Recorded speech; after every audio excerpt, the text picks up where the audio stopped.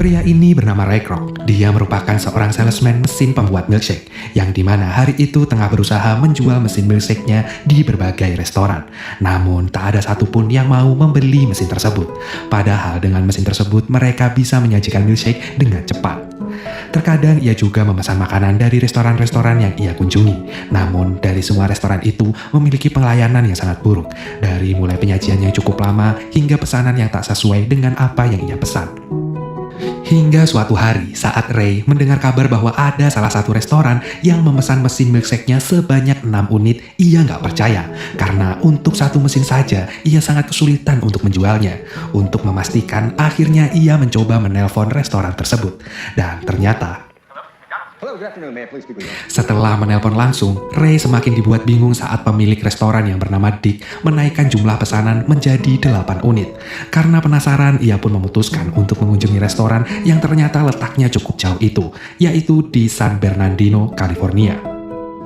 Sesampainya di sana, betapa terkejutnya Ray saat melihat orang-orang yang tengah sibuk mengantri. Ditambah lagi sistem penyajiannya yang sangat cepat. Your food? No. I just ordered. Okay, thanks.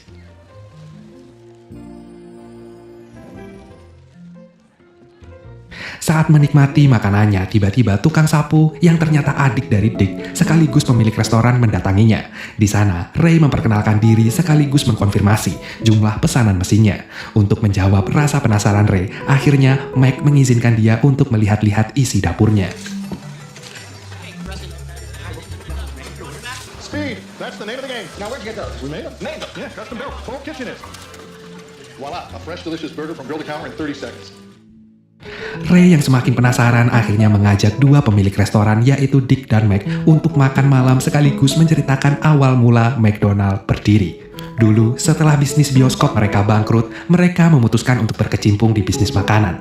Mereka membuka gerai khusus makanan hotdog di Arcadia. Tapi karena sebagian masyarakat Arcadia memiliki ekonomi yang buruk, mereka memutuskan untuk pindah ke kota San Bernardino.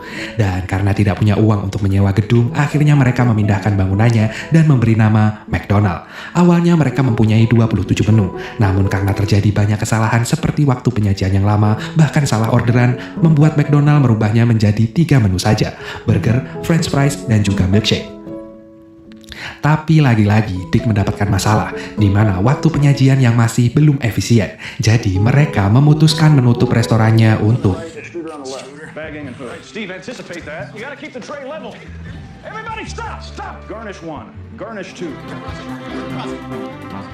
Dan akhirnya mereka menemukan sistem penyajian yang sangat efisien dengan waktu kurang dari 30 detik yang mereka sebut dengan speedy food, di mana orang harus mengantri dan mengambil makanannya sendiri. Namun lagi-lagi mereka mendapatkan masalah karena orang-orang tidak mau mengambil makanannya sendiri. Hingga suatu hari saat mereka mulai putus asa, ada anak kecil yang mau mengantri dan secara tak langsung membuat pelanggan lainnya berdatangan. Malamnya, Ray memikirkan cerita kakak beradik itu. Hingga di pagi harinya, Ray kembali datang ke sana untuk menawarkan pengembangan bisnis mereka dengan menjadikan McDonald sebagai waralaba terbesar di dunia. Namun mereka menolak, karena mereka sudah pernah memiliki 5 McDonald di kota yang berbeda, dan mereka kesulitan dalam quality control, hingga membuat kelimanya jadi berantakan. Dan semenjak itu mereka memutuskan untuk membuka 1 McDonald saja. Tapi semuanya terkontrol daripada 50 McDonald, tapi berantakan semua. Di sana, Ray sempat melihat konsep desain McDonald yang dinamai lengkungan emas oleh Dick. Dan ternyata mereka pernah merealisasikan konsep tersebut di satu kota, yaitu Phoenix. Rasa penasarannya yang tinggi memaksa Ray untuk melihat secara langsung desain lengkungan emas tersebut. Begitu melihatnya, Ray merasa kagum dan berpikir bahwa bangunan tersebut memiliki potensi yang sangat tinggi. Pagi harinya, dengan semangat, Ray pulang ke rumah dan memberitahu istrinya tentang rencananya untuk berinvestasi pada restoran cepat saji, yaitu McDonald. Namun ternyata sang istri tidak setuju dan malah menyuruh Ray untuk pensiun saja agar bisa meluangkan waktu lebih banyak untuk istrinya. Alhasil, percakapan mereka harus berakhir dengan pertengkaran. Keesokan harinya, Ray kembali menawarkan mesin milkshake-nya di sebuah restoran. Namun lagi-lagi,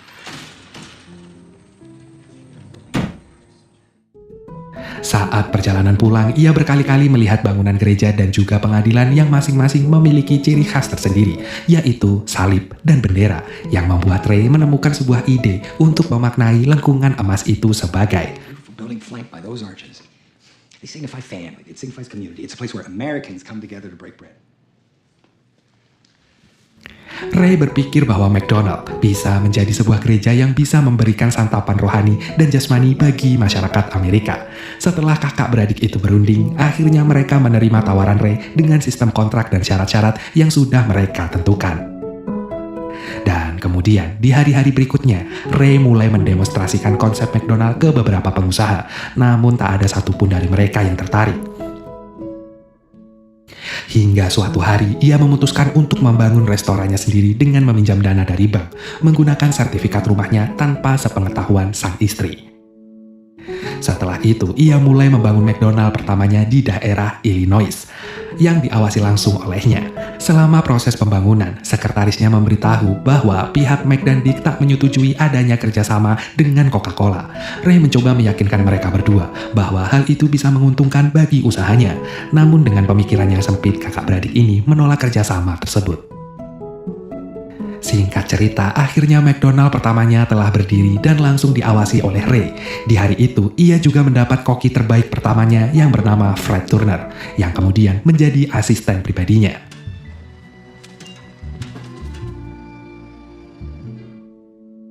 Hari berikutnya, ia mencoba memperbaiki hubungannya bersama sang istri dengan mengajaknya pergi ke suatu klub dan berkumpul dengan teman-temannya.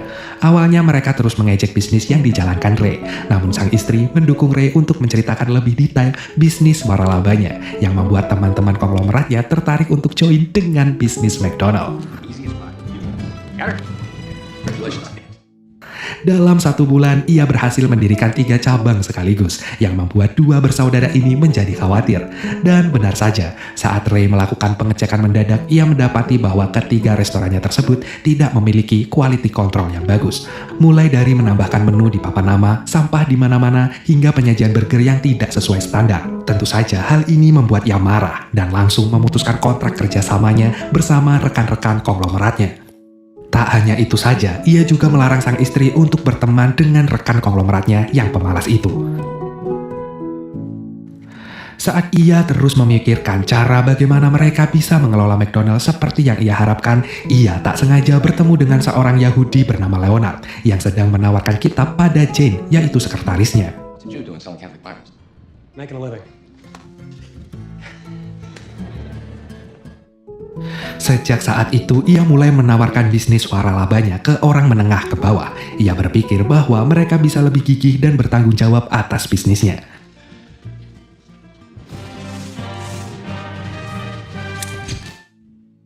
Malamnya, Ray bercerita pada sang istri bahwa ia merasa iri dengan kerjasama para klien barunya. Sepasang suami istri saling membantu, di mana sang suami ikut bekerja di dapur, sementara sang istri melayani anak-anak di depan. Semakin hari, bisnis waralabanya semakin meluas hingga mencapai Minneapolis St. Paul, kota terbesar di Minnesota.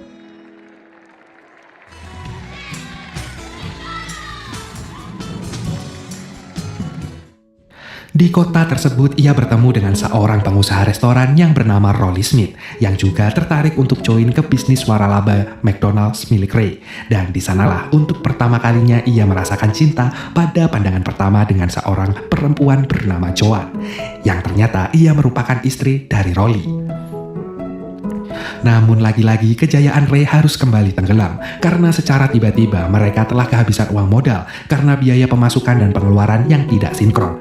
Mengetahui hal itu, ia mencoba menghubungi 2 bersaudara itu untuk menegosiasikan kenaikan profit dari 1,4% ke 3,5%. Namun dengan tegas, Dick menolak negosiasi tersebut dan tetap mempertahankan perjanjian kontrak yang Ray telah tanda tangani.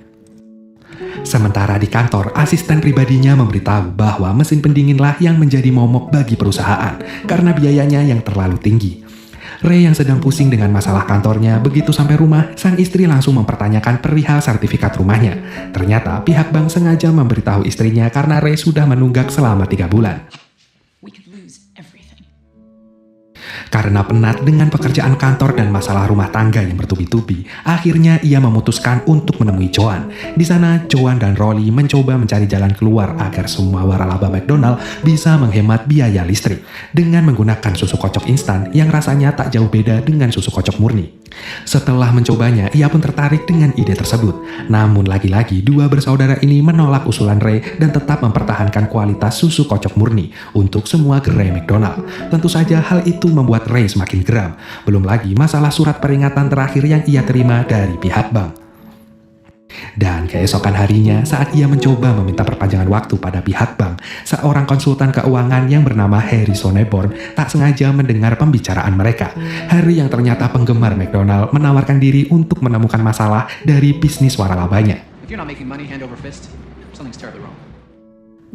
Setelah melihat buku besar perusahaan, Harry menyadari bahwa Ray tidak menjalankan bisnis makanan, melainkan bisnis properti. Keseimbangan antara profit dan pengeluaran menjadi berantakan karena para waralaba harus membayar sewa lahan yang begitu besar, sehingga bisnis Ray tidak akan bisa berjalan hanya dengan mengandalkan keuntungan 1,4% dari hasil penjualan burger saja. Untuk itu, seharusnya Ray membeli lahan dan kemudian disewakan pada calon waralaba. Dengan begitu, Ray bisa menghasilkan uang dari kepemilikan lahan tempat McDonald berdiri. Ia juga bisa memiliki kendali untuk memutuskan kontrak jika waralaba tidak memenuhi standar. Bahkan dengan cara seperti ini, Ray juga bisa terbebas dari kendali kontrak dengan Dick dan juga Mac. Akhirnya ia pun mengikuti saran Harry, serta menjadikannya sebagai konsultan keuangan perusahaan, yang sekarang sudah berganti menjadi franchise corporation. Birthday luncheon, and family if you want home quality cooking. Hingga suatu hari saat dua bersaudara ini mengetahui kabar perusahaan Ray, mereka pun segera mengajukan protes, menganggap Ray telah melanggar kontrak. Namun Ray mengatakan bahwa Dick dan Mac hanya mempunyai kendali dari bawah atap hingga atas lantai saja, sementara Ray berhak penuh atas kendali di luar gedung, yaitu lahan. Beberapa hari setelah itu, Ray pun segera menjalankan ide susu kocok instan dari Joan pada seluruh waralabanya, kecuali Mac dan Dick, yang tentu saja membuat dua bersaudara ini marah besar. Di sana, Ray mengatakan jika ia sudah sangat muak dengan sifat mereka yang tak memiliki pikiran untuk maju. Singkat cerita, hubungan Ray dan Joan semakin menjadi dekat. Ia sangat mengagumi Joan, karena menurutnya Joan adalah wanita yang mempunyai ambisi sangat besar sama seperti dirinya. Hingga suatu pagi saat Ray dan istrinya tengah sarapan,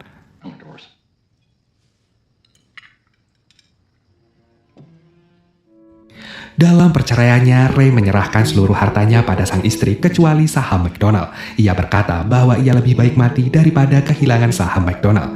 Gak berhenti di situ, Ray juga menyewa pengacara terhebat untuk melepaskan Mac serta Dick dari perusahaannya dan kembali mengganti perusahaannya dengan nama McDonald Corporation. Tentu saja hal ini lagi-lagi membuat dua bersaudara ini marah besar dan ingin menuntut Ray atas pencurian nama perusahaan.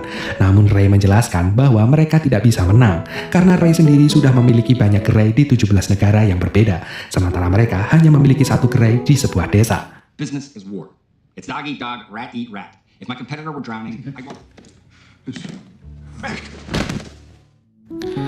Keesokan harinya, Ray datang menjenguk Mac sekaligus memberikan sebuah cek kosong sebagai tanda bahwa Ray akan membeli kepemilikan nama McDonald dari mereka. Menyadari bahwa mereka tidak akan pernah bisa menang melawan Ray, alih-alih meneruskan kerjasamanya, mereka malah menawarkan harga sejumlah $1.350 juta untuk masing-masing satu kepemilikan gerai yang ada di San Bernardino dan 1% dari keuntungan perusahaan selamanya. Akhirnya Ray menyetujui semua permintaan mereka, kecuali royalti 1% dari pendapatan perusahaan, yang tak akan pernah tertulis di dalam kontrak, namun hanya dengan berjabat tangan, di mana Ray berjanji akan memberikan 1% dari keuntungan perusahaan. Di dalam toilet saat Dick bertemu dengan Ray, ia menanyakan kenapa Ray tidak mencuri ide Speedy Food-nya dan malah membeli kepemilikan nama McDonald beserta desainnya. That makes McDonald's special. Which is? Even you don't know what it is. It's not just the system, Dick. Sounds like America. Setelah menyerahkan nama McDonald, akhirnya mereka berdua dilarang untuk menggunakan nama McDonald pada restorannya. Tak hanya itu saja, Ray kemudian mengambil kesempatan ini untuk membangun satu restoran McDonald tepat di depan restoran Mick dan Mac. Singkat cerita, beberapa tahun kemudian, akhirnya usaha Ray berkembang dengan pesat dan sekarang ia sudah menikah dengan perempuan yang dia cintai, yaitu Joan.